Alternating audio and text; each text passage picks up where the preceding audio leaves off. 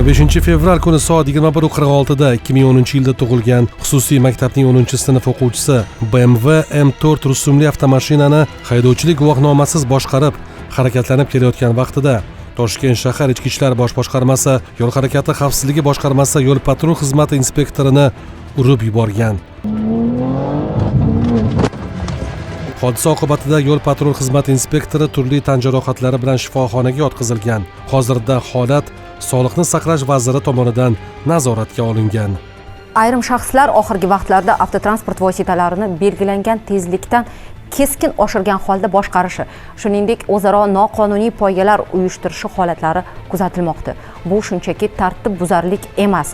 Bu inson hayotiga qarshi be'tiborlik, bu jamoat xavfsizligiga ochiqdan-ochiq tahdid. Haydovchilik guvohnomasisiz transport vositasini boshqarish nafaqat qonunbuzarlik, balki inson hayoti va salomatligiga jiddiy xavf tug'diruvchi harakatdir. Aynan ushbu voyaga yetmagan shaxsning maktabda dars qoldirganligi uchun ota-onasi 2025-yilning 12-sentyabr kuni, shuningdek, o'z boshimchalik bilan avtomobil boshqarib qo'pol ravishda yo'l harakati qoidalarini buzganligi sabab joriy yilning 8-yanvar kuni O'zbekiston Respublikasi Ma'muriy javobgarlik to'g'risidagi kodeksining 47-moddasi bilan javobgarlikka tortilgan va profilaktik suhbat o'tkazilgan edi. Ammo shunga qaramay, afsuski, ular to'g'ri xulosa chiqarmaganligi, mas'uliyatsizlik va o'z ota-onalik vazifasiga loqaydligi oqibatida qo'shtirnoq ostidagi erkatoylari qoidabuzarlik sodir etishda davom etgan. Ushbu transport vositasi 2002-yilda tug'ilgan Atadyanova Leyla Bekzotovga tegishli bo'lib, bu shaxs tomonidan 2024-yildan shu kunga qadar 18 marotaba transport vositasini boshqarish huquqi bo'lmagan shaxsga haydash uchun berganligi, shuningdek, qo'shimcha ravishda 37 marotaba boshqa turdagi yo'l harakati qoidalarini qo'pol ravishda buzganligi aniqlandi. Transport egasining mas'uliyatsizligi va qonunchilikka bepisandligi voyaga yetmagan shaxs avtomashinani boshqarib ketishi va og'ir yo'l transport hodisasining sodir etilishiga olib kelgan. Shu o'tgan safar o'zi hamma xodimlar ogohlantirdi. Mashina haydayman deb va'da berdi. Yana shug'ullik qilib haydab qo'ydi mashinani. Hammasi ham noto'g'ri. Qiyinchilikdan pushaymonman. Urgan xodimni men ba'zan kechirim so'rayman xodimning o'zidan, uylaridan, bilasidan. Biz ham men pushaymonmiz, gaymizdan ham so'raymiz, orasidan ham so'raymiz, ikkalamiz ham noto'g'ri bu narsa. O'sha kuni endi o'g'lim o'rtog'im mashina olib ketgan ekan. Men uni bilmaganman lekin, shu o'g'lim shu xodimga juda katta zarar yetkazgan ekan. Men uni o'zidan, oilasidan, ota-onasidan uzr so'rayman. Xalqimdan ham uzr so'rayman. Men aybdorman o'g'lim uchun. Sentyabr oyida o'g'lim Doniyorga maktabga bormagani sababli chora ko'rganda, undan keyin yanvar oyida ikkinchi marta ham chora ko'rgan payti ham qattiq ogohlantirish berganda, profilaktik suhbat o'tkazib men bilan shundan xulosa chiqarmoqmiz.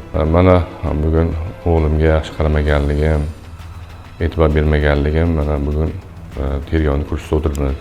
Meni loqaydligim oqibatida o'g'lim qotil bo'lib qolishi mumkin edi. Barcha ota-onalarga aytaman, mana mendan xulosa qilsangiz bo'ladi, qonun hamma uchun muqarrar ekan. Mana men misolman. Bularning tarbiyasiga bee'tiborlik bo'lmasligimiz kerak ekan. Yo'l harakati qoidalariga rioya etmaslik og'ir oqibatlarga olib keldi. Hech qanday poyga, haydovchilik mahorati yoki shaxsiy qiziqish inson hayotidan ustun emas. Mazkur holat yuzasidan hozirgi vaqtda Mirobod tuman prokuraturasi tomonidan O'zbekiston Respublikasi Jinoyat kodeksining 266-moddasi bilan jinoyat ishi qo'zg'atilib, dastlab tergov harakatlari olib borilmoqda. Ijtimoiy tarmoqlarda tarqalgan va o'zining maqtanchoqligi bilan internetda shov-shuv uyg'onishiga sababchi bo'lgan 2003-yilda tug'ilgan Jumayev Asadbek Anvar o'g'li Uzbelas Performance nomli tuning kompaniyasining ishchisi bo'lib, yuz bergan ushbu holatga aloqasi yo'qligini bayon etdi. U faqat transport vositalarini tuning qilish va xizmat ko'rsatish bilan shug'ullanib kelgani ma'lum bo'ldi.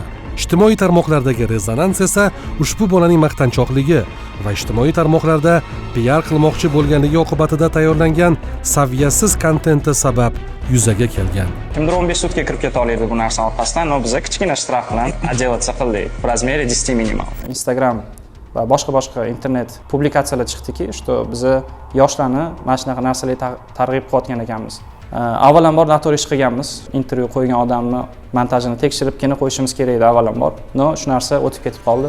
X5 va X7 BMW rusumli avtomobillariga vaziyatiga qaytadigan bo'lsak, o'sha momentda men videosini qo'yganman, что mashinalar bizning tuning atelyemizdan chiqib shaharda bo'ysunmaslik va aytsak bo'ladi izdevательство qilgandan keyin mana shu narsani targ'ib qilgan holda o'zimni sotsial setlarimga joylaganman videoni va menga zakonni 60 da minimalka yozib berishgan 201 prim 1-modda bo'yicha. Intervyuda aytib ketganmanki, что bizga bor yo'g'i 10 ta minimalka qilib berishgan, u bor yo'g'i maqtanchoqlik va PR orqasidan kelib chiqib aytilgan. Intervyudan olingan so'zlarning evaziga kontekstdan yulinib olingani uchun bu narsa katta bir targ'ibga o'xshash narsaga aylanib chiqdi oxirida. Biz bu narsani umuman targ'ib uchun qilmagandik. O'sha narsa yengil qaraganimiz uchun hozir biz mana shu narsani aziyatini chekyapmiz. Har qanday noto'g'ri xabar tarqatgani uchun o'zining jazosi bor ekan. O'sha GAI xodimlar o'rnida bizning otalarimiz bo'lishi mumkin. Hammadan uzr so'raymiz. Bu bolaning oddiy PR-i jamoatchilikni junbushga keltirib, xuddiki jamiyatimizda qonunbuzarlikni targ'ib qilish mumkinligi haqida fikr uyg'otgan. Bu unday emas. Jamiyat xavfsizligiga tahdid soluvchi har qanday axborotni tarqatganlik uchun jazo muqarrar. Hurmatli ota-onalar, farzandlaringizni bo'sh vaqtini, ularning kimlar bilan muloqotda ekanini va nimalar bilan shug'ullanayotganini doimiy nazorat qiling.